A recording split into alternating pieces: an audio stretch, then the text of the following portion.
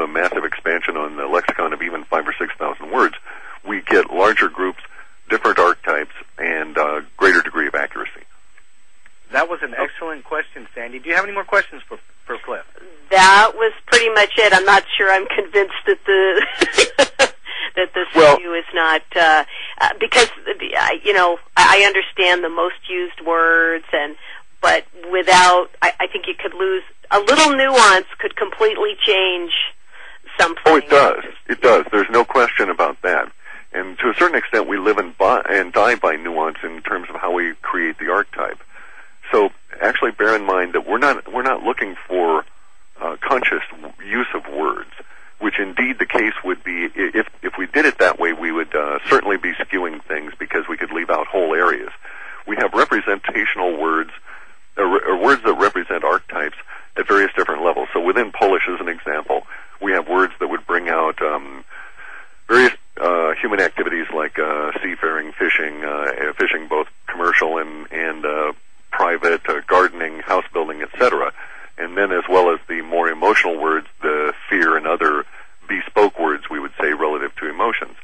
So we're capturing those, but the way in which we work is that we capture those, but we never actually read at the level of the capture. We read at a much higher level, which is the archetype. So those Polish words are going to be aggregated with all the other words, and we'll know that we've got Polish words in a particular archetype, but it all gets translated down to fundamentally down to a 4-digit hex number, put into an archetype, and it swells out the archetype. And so we're getting, let me give an example. Say that we had a pie festival in Poland, and there was a couple of articles that were written about the pies, and then there were a bunch of blogs, and everybody wrote about how good the pies were, and there were lots of words around fruit and joy and baked goods. We would, in our global pop entity, we would find that the regular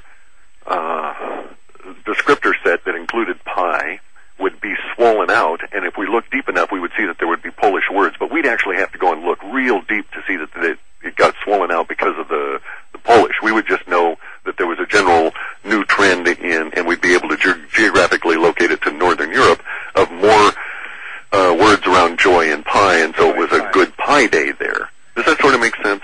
Yes, it does, and I understand you're not working at the conscious level. Yes, and so that really eliminates a lot of the issues of intrusion or memering or any of this other kind of stuff from either our artifacts or someone trying to skew our data. Yeah, good point. And I thank you for the call, caller. Thank you. I have a really good question for you and a couple of emails here, Cliff, if you could bear with us. We have people that are very curious about the COMEX and the trading of gold and silver in this coming dollar collapse. Well, there you go. I don't know that we'll be trading gold and silver in the dollar collapse. Here's what actually we have within our data. We have data for defaults and bankruptcies all over. It'll be pyramid-shaped in terms of how the bankruptcy wave will go through the economic system. There's going to be 3 or 4 of these pyramids. One of them is probably going to be the COMEX. We don't know which one is going to default first, COMEX, Forex, or stock market, or what. So in other words, we're not saying that the stock market is going to crash on a particular day, but indeed, we're going to have a huge loss in paper wealth in dollar-denominated assets, and it may indeed involve the COMEX in a default situation. Now, the other aspect of that is the gold and silver trading. Now, our data shows that gold becomes so rare as to be virtually not worth discussing sometime after the hyperinflation hits, and so let's say March of next year, thereafter. And it's not that gold disappears or anything, but you cannot have a gold. Basically, what our data is describing is the populace of the U.S. seeming to move over to a silver standard. And the reason that I say that is because we can't have a gold standard if only 1 in 20,000 people has gold. And if we look at the planet as it exists now, 6.5 billion people on it, there's been 4 billion ounces of gold ever dug up and put into production. The central banks theoretically hold about half of that. So that would be about 2 billion ounces to be spread among 6.5 billion people. And if we did it evenly, well, then every third and a half person, or third and a sixth person, could have an ounce of gold. Right. And isn't it true that silver is becoming more rare than gold in the aspect that it's used for so many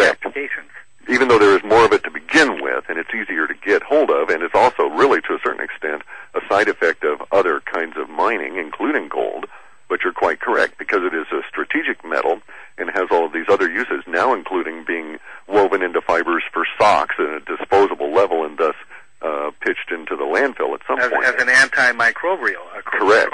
Right. And so you're quite correct about that. However, there's still enough silver out and about, and it's going to act in essence as basically the fiscal or financial standard sometime after the dollar death. Now, the dollar is not going to die on a particular day. It's going to start dying probably on October 26th with something that occurs this year, 2009, with something that occurs in a political realm and a financial realm all popping up all at once, really accelerate starting on November 4th or 5th, and then take the rest of until November 2nd of 2010 to more or less have worked its way around the planet and died everywhere. Right. Now, you probably answered my next caller's question. We're going to take one more call. This is from Aaron from Texas. Aaron, you're online. Hi, Cliff. It's good to hear you this evening. How are you doing, sir? I've been following you actually on George Ear's site for about 9 years now, and it's just amazing to watch the development and to continue to read the reports. And just really, you're doing a great job, and I've turned a number of friends on to you. Thank you for both. Yeah. Yeah, it's quite amazing. So in regards to the last caller, I can definitely just from 9 years worth of reading just continue to watch the development and be amazed. But Cliff, I just had a quick question. I know in the January report, the Alta 1109, you were talking about July, and of course it's upon us now, and it seems that you had talked about 3 days that we would turn to disappointment in regards to the economy and the expectations. With everything that's going on with Goldman and the California bankruptcy, is that something that you're still seeing as I think it's possibility? Yes, I think you're quite correct in picking both out. Actually, I think at some point in this end of this month, perhaps maybe a week or two from now, I think certainly before much into August, the two will have a juxtaposition of the Goldman Sachs corruption issue and the IOU issue coming out of California, and that are going to get us to the point where you'll start seeing those 3 or 4 days of abysmal economic indicators and significant impact on all of the markets. Wow. Well, and to follow up, and this will be my last question this evening, Cliff, in regards to the October 26th to the November 5th, I know there's that 10-day period you guys have been looking at. Is that, as far as the latest data processing, is the Israeli and North Korea event to follow that, or is that kind of all mixed up into... North Korea will pop off afterwards. It's a November event, November to March. Actually, may even occur as late as March of next year, but he'll be rattling and puffing and causing problems. That is to say, North Korea's current dictator and insane asylum escapee du jour. He'll be really rattling his sword from November on. So it really is starting to separate out. In the latest processing, and we're starting a new data run now. Igor has got all set up, and he's got the servers going, and we're cooking along for a new major run for September. We want to get as close to these events as possible. But right now, the data that we've got from this year to date is starting to separate out the events. They're no longer quite as merged. So, for instance, as I say, we've seen North Korea getting raspy from probably around November 8th or so on through to about March. But obviously, that eliminates that as being a primary cause, and so it puts more impetus back onto the idea that it'll be the Zionists that will be getting strange and goofy on us and on October 26th. And actually, that shifted forward. It now looks like it's October 25th, maybe even very early in the morning, East Coast time, October 25th. And I haven't checked the moons or any of that to see if what the moon condition would be over Iran or Persia at that particular time to see if it's likely. But right.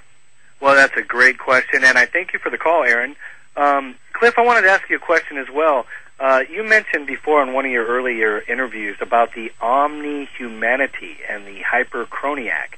Can you expand on that a little bit? Sure. Omni-humanity is humans not of this earth. So sometime this year, we're going to have a paradigm wall that we're going to crash through, particularly particularly in the United States, because our media is so censored, it doesn't allow anything to come through. But it will become apparent, hopefully before the real chaos of January, February of next year. But let's say sometime, certainly within the next 6 to 8 months, but the